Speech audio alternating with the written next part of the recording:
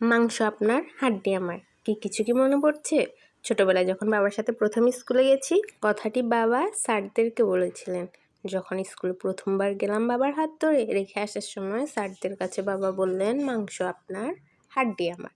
যা করা লাগে করবেন, যেভাবে পারেন মানুষ করে দিবেন। হ্যালো এভরিওয়ান, আসসালামু আলাইকুম। সবাইকে স্বাগতম জানিয়ে শুরু করছি আমি আমার আরও একটি ভিডিও।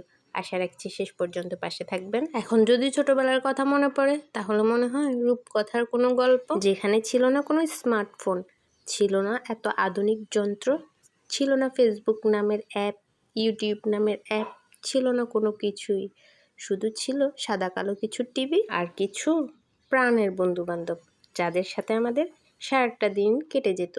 কিছুটার সময় স্কুলে কাটতো আর বাকিটার সময় খেলাধুলাতে কাটতো। সেই বন্ধু বান্ধবের সাথে ঝগড়া আমাদেরও হতো, কথা বলাও বন্ধ হতো, মুখ দেখা দেখিও বন্ধ হতো। শুধু হতো না এখনের মতো মারামারি কিংবা রক্তারক্তি। মাংস আপনার, হাড্ডি আমার বলা বাবা মাদের জন্য আজকে আমরা মানুষ হতে পেরেছি। কিন্তু বর্তমানে বাবা মারা বলে, আমার ছেলেকে শাসন করার আপনি কে? দুইটাই মন্তব্য বাবা মায়ের।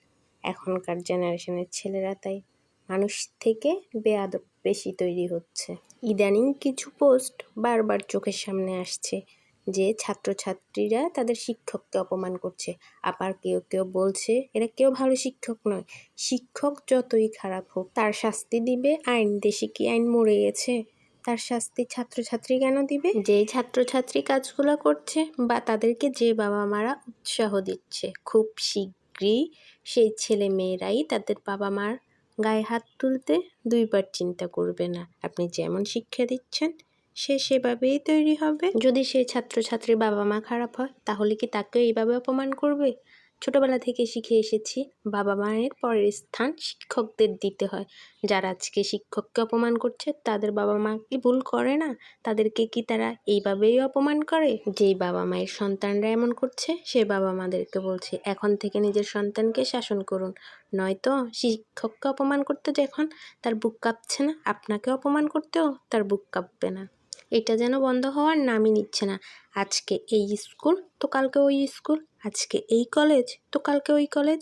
এটা শেষ কোথায়? একবার চিন্তা করে দেখুন তো, যখন আমরা ছোট ছিলাম, যখন স্কুলে যেতাম, তখন কি সব শিক্ষককে আমাদের কাছে ভালো লাগতো?